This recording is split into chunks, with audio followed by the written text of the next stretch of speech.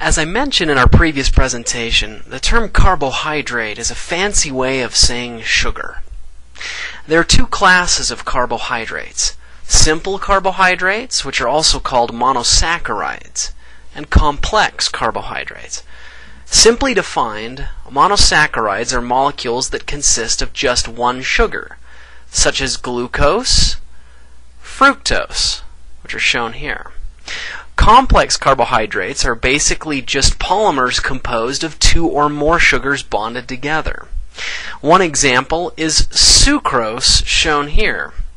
Sucrose, which is actually table sugar, is actually composed of one molecule of glucose and one molecule of fructose bonded together. Because sucrose is made of two simple sugars, or monosaccharides, it is called a disaccharide.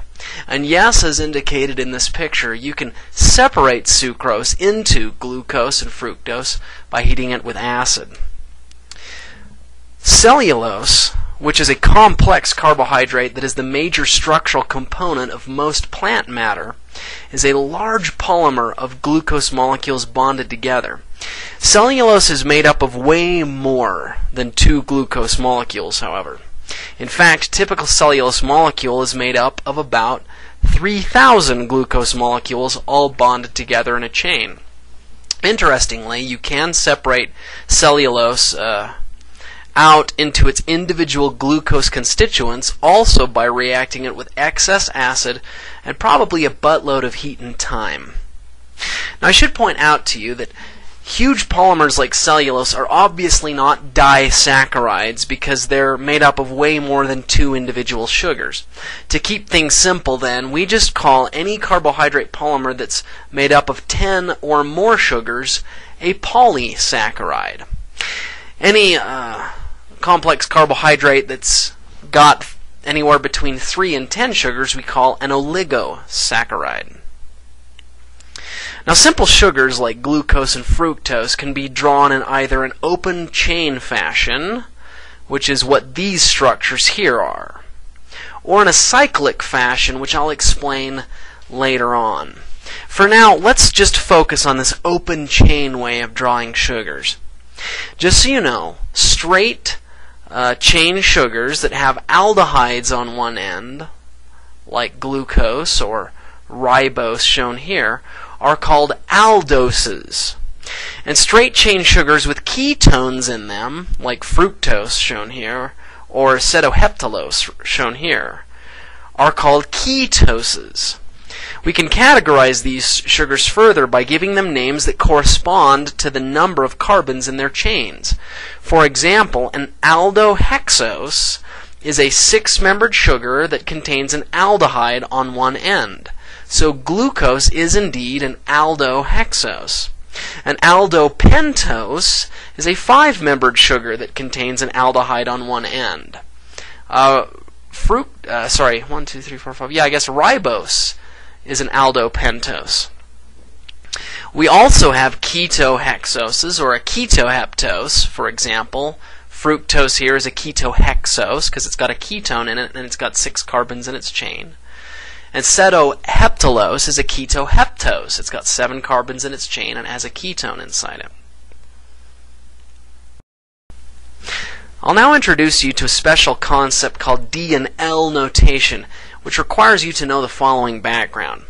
The simplest aldose on Earth is glyceraldehyde, whose 2 enantiomers are shown here. And yes, I am showing them as Fischer projections instead of as the traditional wedge and dash structures we've become accustomed to in the past. The enantiomer on the left is called D-glyceraldehyde because it happens to be dextrorotatory. That is, it rotates plane polarized light clockwise. The enantiomer on the right is called L-glyceraldehyde because it happens to be levorotatory. That is, it rotates plane polarized light counterclockwise. Now, you might remember us talking about this light rotation concept called chirality back in Chapter 5 last semester. I want to reiterate now what I did back then. There is no direct correlation between something being R or S and it being dextrorotatory and levorotatory. Some R compounds happen to be dextrorotatory, others happen to be levorotatory. The only thing that we can say for sure is that if one enantiomer of a compound is dextrorotatory, regardless of whether or not it's S or R, then the other enantiomer will be levorotatory, and vice versa.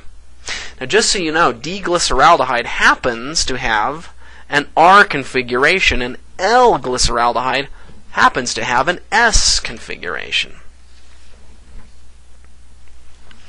So as the field of carbohydrate chemistry developed, chemists began using this D versus L naming convention. And while we don't use this convention very frequently for other organic compounds, we use it a ton for carbohydrates. So how does the DL naming convention work? Well, here's how. When we draw a Fisher projection of a sugar, if the bottommost OH, which I've colored green in all of these examples here, is pointing to the right, then we say it's a D sugar. If the OH is pointing to the left, then it's considered an L sugar. That's pretty much it. It doesn't matter which direction the remaining OHs are pointing. All these other OHs up here, doesn't matter. The only thing that matters is if this bottommost OH here in green is pointing to the right, then it is a D sugar, and if it's pointing to the left, then it's an L sugar. And this all, of course, can only apply when we're drawing the open chain Fisher projection of the sugar. Now, I admit that this might seem a little confusing. If we look at D-ribose, which I've shown right here, for example, we might be tempted to think that, oh, it's a D sugar, so that means that it must rotate plane polarized light clockwise. In other words, it must be dextrorotatory. Oddly enough, that is not how the DL naming sugar works at all. Once again, here's how it does work. You look at the Fisher projection of the sugar, the open chain Fisher projection, and look at the bottommost OH, excluding the CH2OH. Bottommost OH, if it's pointing to the right, we say it's a D sugar, and if it's pointing to the left, we say it's an L sugar, regardless of whether or not that particular sugar happens to be dextro or levorotatory. Doesn't matter.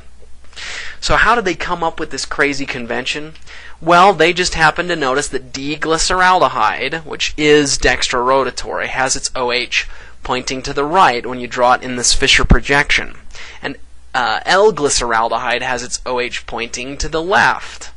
They based the rest of the convention completely on that fact. Hence, every single sugar, when drawn in its open chain Fisher projection, follows that convention. The bottommost OH, if it's pointing to the right, is a D sugar, and if it's pointing to the left, it's an L sugar. And just in case you guys ever happen to be on a trivia show, you might be interested to know that almost all naturally occurring sugars happen to be D sugars. So, do you think you understand this concept? Let's take a look by throwing a few problems at you. First of all, I want you to categorize the following molecules as being D or L molecules. Let's take a look at this first one, threose. Once again, I need to look at the bottommost OH. I do not look at what's down here at the bottom, the CH3. I just look at the OH here that's pointing to the right, and I notice it is pointing to the right. Because it's pointing to the right, it is a D molecule. Here's a more complex molecule. Once again, I do not look at the CH2OH, I just look at the OH coming off of here. What is it? It's pointing to the right, therefore it's a D molecule. Here's a Fisher projection of a simpler molecule. I look down here, there's only one OH, and it's pointing to the right. So once again, it is a D molecule. Now let's see if we can apply this to molecules that look less like a sugar. Look at this compound, R-valine, shown here in its Fisher projection form. Is it a D amino acid or an L amino acid? How in the world do we decide that? Well, there's no OH, but we can still categorize amino acids by looking at the direction that the amino group is pointing in the Fisher projection. So I ignore this CH3, I look over here and look at the NH3. This positively charged ammonium, is it pointing to the right or the left? Well, it's pointing to the right. So what is it? It is a D amino acid. Now I'm going to bombard you with a pile of numerous reactions that simple sugars or monosaccharides undergo. Bombard, you might question? I suppose so. We could use that term anyway. But nearly every reaction that I'm going to show you here is one that you've already seen with simpler organic molecules before. So don't freak out. If anything, this should be somewhat of a review. So here goes. Aldoses, which you should remember, are just sugars that have aldehydes on one end when they're drawn in their open chain form. And ketoses, which are sugars that have ketones in them, can be reduced through treatment with sodium borohydride. So in this example right here, I've got D-glucose. If I treat that with sodium borohydride, which once again we can think of from our previous chapter's teachings as being like a source of H-. H- comes into this carbon, thrusts the electrons up onto the oxygen, and it gets protonated in water workup. This D-glucose can be reduced to this compound, which is called D-glucatol or D-sorbitol. Now, you might remember me foreshadowing earlier that all sugars exist in equilibrium between their open chain forms and their ringed forms.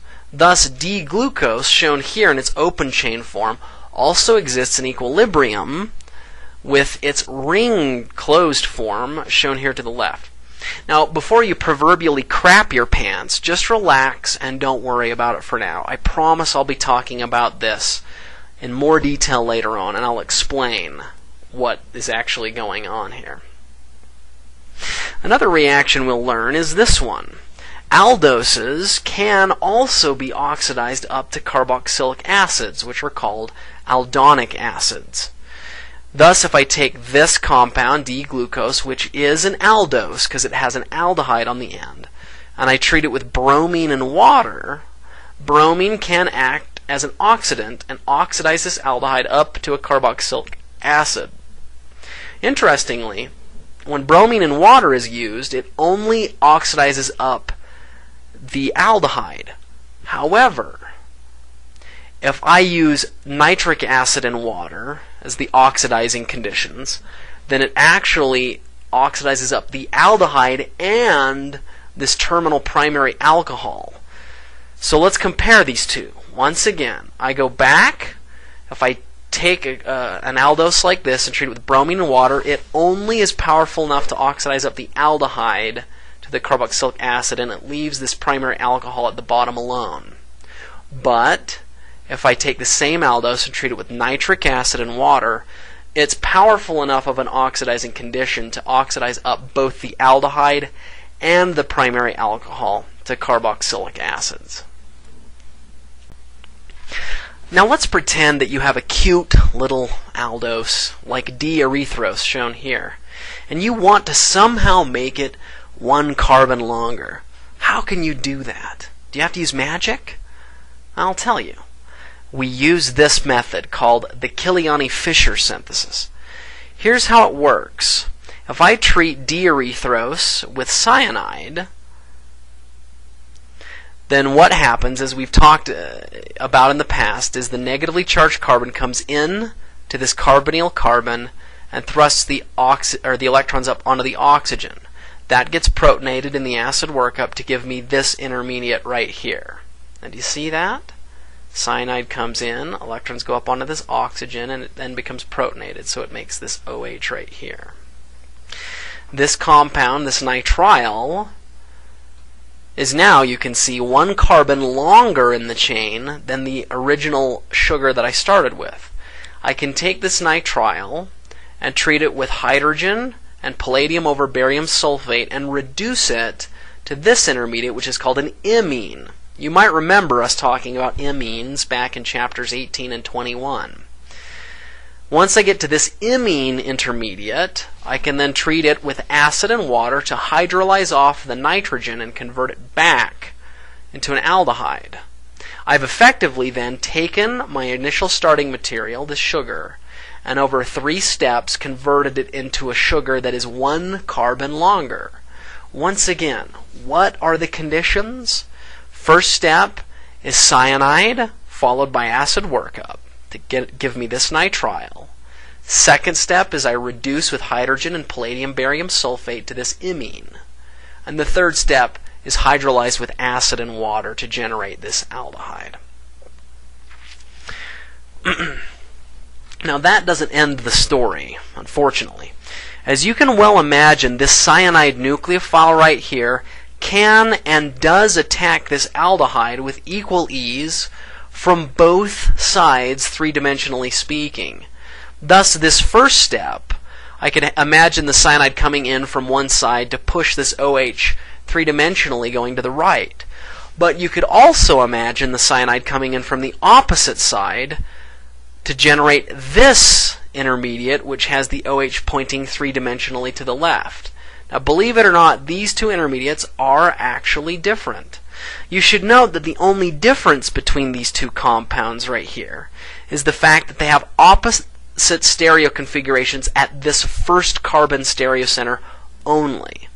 In other words, all of the rest of the stereocenters, the one here and the one here, the one here and the one here, all have the exact same stereo configuration.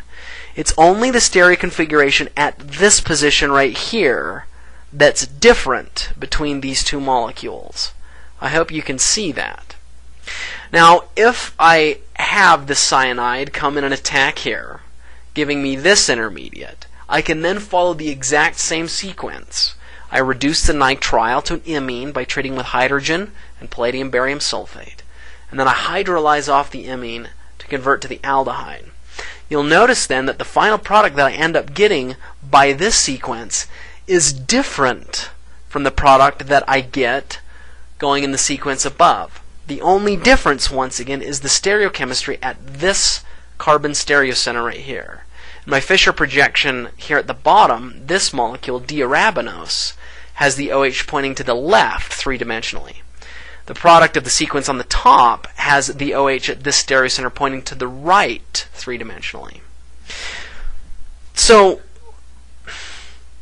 you might look at these two different stereoisomers and ask yourself the question, is there a name for these two different kinds of stereoisomers? Do we have a name for this? Well, as you may recall from Chapter 5, we do indeed have a name for it. These two compounds are obviously diastereomers of each other. But do we have an even more specialized name for them? Yes, we do. As it turns out, when we have two diastereomers that have the exact same stereochemical configuration at every single stereocenter except for one, then we call them epimers. Thus, if we compare these two stereoisomers, you can see that the stereochemical configuration at every single stereocenter is identical except for this one stereocenter.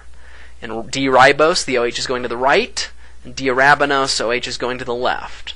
So to reemphasize this point, when we have two diastereomers that have the exact same configuration at every single stereocenter except for one, we can call them epimers.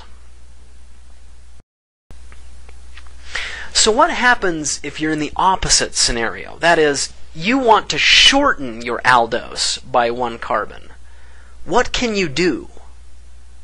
Well, what you can do is submit your aldose to this sequence of reactions, which is called the Voll degradation. I'll go through the sequence of reactions here. Imagine I begin with D-glucose, and I'm in a situation where I want to remove one carbon from D-glucose and convert it into the sugar that would have one carbon less in the chain. Here's the sequence to which I would submit D-glucose. The first reaction is I treat it with this hydroxylamine and trace acid, and I generate this imine. It is an imine, but it's actually a special kind of imine where there's an OH coming off of the nitrogen. This is called an oxime, which we talked about in a previous chapter. If I take this oxime and I incubate it with this reagent, which is called acetic anhydride, and here's the full structure for acetic anhydride, and then I heat this up, what occurs is a dehydration. It effectively removes this hydrogen and this OH and installs a bond here, so I have a carbon-nitrogen triple bond. In fact, I've just created a nitrile. You'll also notice that these conditions put acyl groups or acetyl groups on every single one of the OHs in this sugar. When I get to this stage, I then heat this intermediate up with base. The base removes all of the acyl groups and hydrolyzes it back down to the alcohols. And then I can take this intermediate and treat it with base and water again. Heat it up, and it effectively shortens this chain and gives me this aldose, diarabinose, which is 1 carbon shorter than the aldose that I began with. So let's take a look again at the sequence of reactions, the Vold degradation. I begin with this sugar, and I'm in a position where I want to have a sugar that has 1 carbon less. I take it, heat it up with trace acid and hydroxylamine, and I generate this oxime. I then take that oxime and treat it with acetic anhydride. It affects an elimination reaction, or a dehydration, which gives me this nitrile. The nitrile is then incubated with OH minus. This hydroxide takes off every single one of these acyl groups to give me the free alcohols here. And then at this stage, I heat it up with hydroxide again. It does a special reaction that I'll show you momentarily to shorten this chain. Those are the conditions by which I can shorten the chain of a sugar. Now, to avoid confusion, I want to draw out the mechanism for the last few steps of the Vold degradation. So once again, you might remember that this intermediate that we make, called an oxime, is treated with acetic anhydride. Here's acetic anhydride. What occurs mechanistically is the lone pairs on this oxygen come into that carbonyl carbon. Electrons go up to form a tetrahedral intermediate, which I'm not showing. And then the electrons collapse back down and kick off this leaving group. That gives me this intermediate. Now this acetate leaving group will then reach up, remove that proton, and thrust these electrons into the oxygen to neutralize the charge. That gives me this intermediate. Now this intermediate is special. What we've essentially done is we've converted this OH into an acetate. This acetate group is a very good leaving group. Now I haven't drawn it out, but you might remember from the previous slide that under these conditions what occurs is every single one of these OHs also gets an acetyl group put on it. I'm actually not drawing it that way because I'm trying to save myself steps, but I want you guys to remember that it does occur.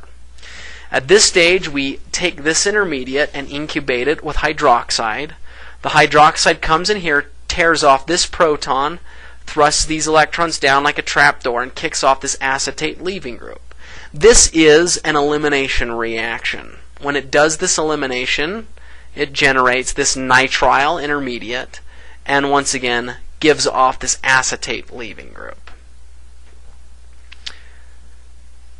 I also get water as a byproduct. Here's what happens next. This nitrile intermediate is incubated with more base.